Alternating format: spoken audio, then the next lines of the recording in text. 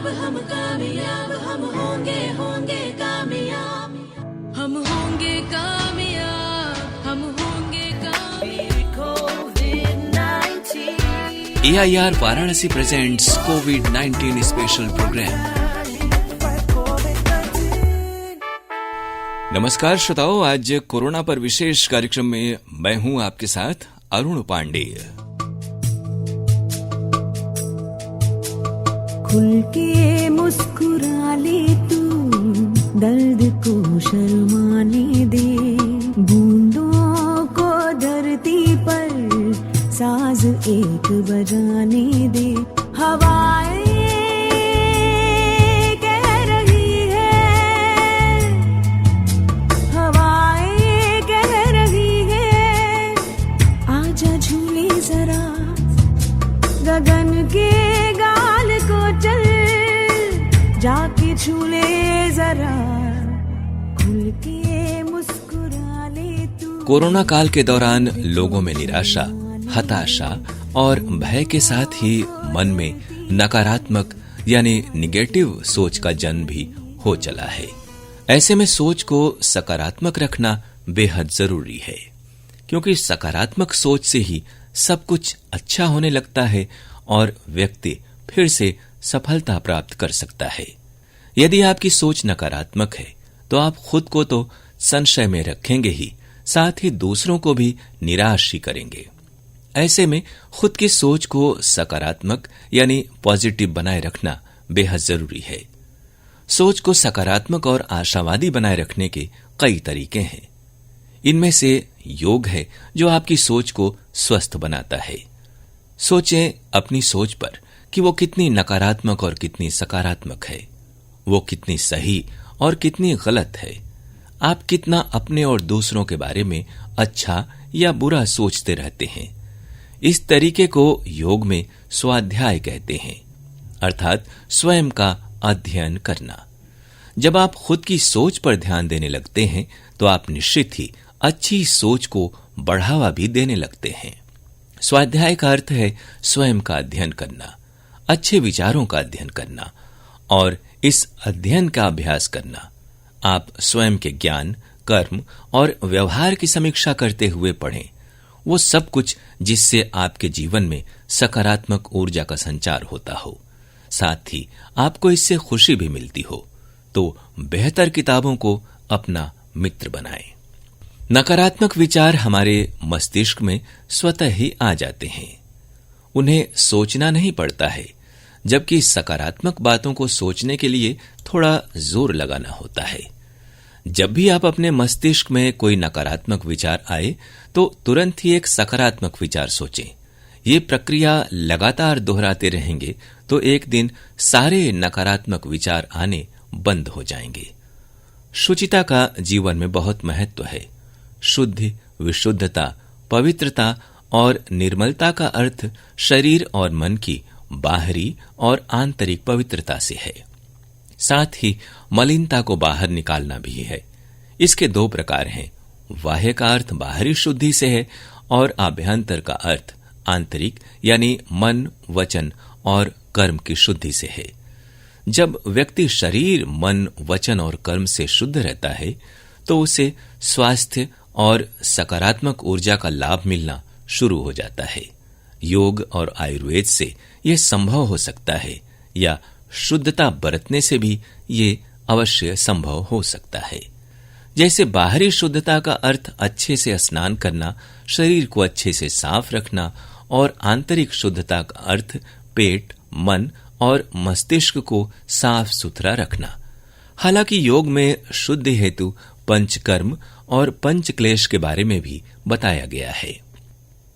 जरूरी है विश्वास। आप ईश्वर पर विश्वास रखें या खुद पर, परंतु विश्वास बहुत मदद करता है। यह आपकी सोच को सकारात्मक बनाता है। आपके भीतर विश्वास की ताकत है तो इससे आशा का जन्म होता है और आशा से ही सोच सकारात्मक होने लगेंगे। इसलिए जरूर सोचें कि जीवन में हार और जीत या उतार चढ़ाव तो लगे ही रहते हैं, परंतु इससे घबराकर मैं हताश या निराश नहीं होऊंगा, बल्कि एक योद्धा की तरह आगे बढ़ूंगा।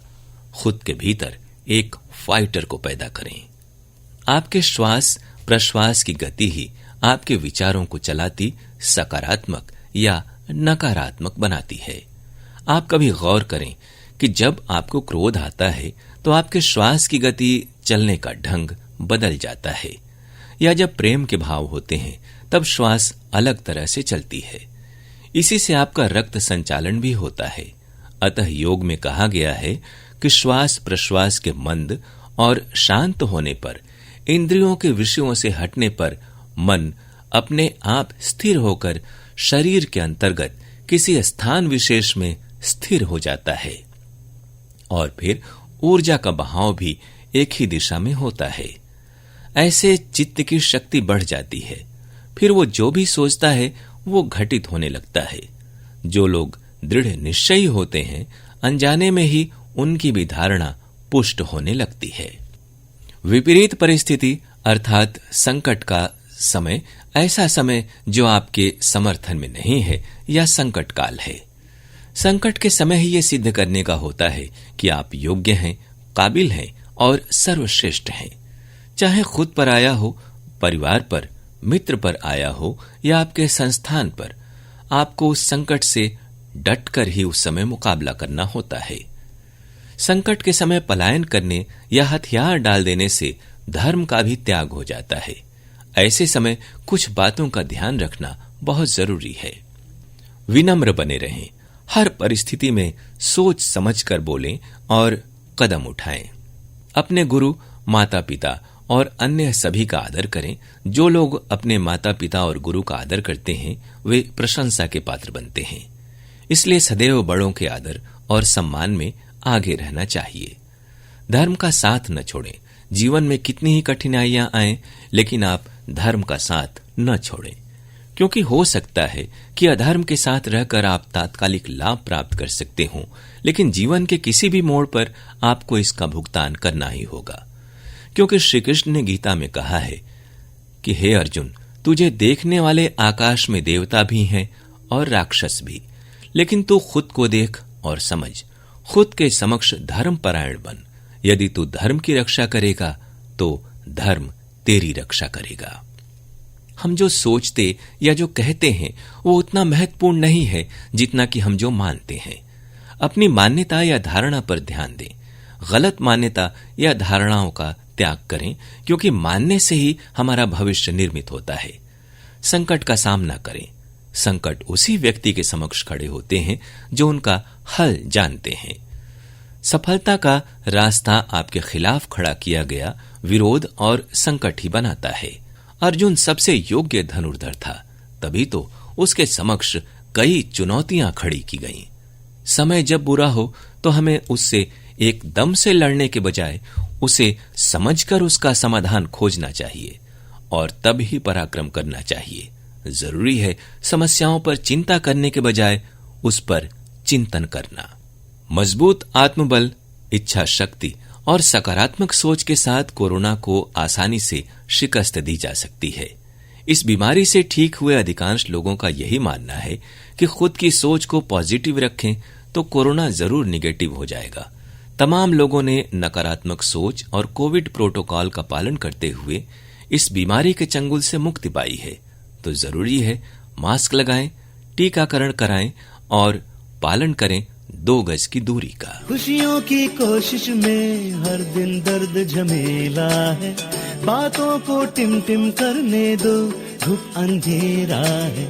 खुशियों की कोशिश में हर दिन दर्द झमेला है, बातों को टिम टिम करने दो, धूप अंधेरा। और अब इन्हीं सकारात्मक बातों के साथ कोरोना पर इस विशेष कार्यक्रम से अपने दोस्त अरुण पांडे को इजाजत दीजिए। नमस्कार। कामयाब हम कामयाब।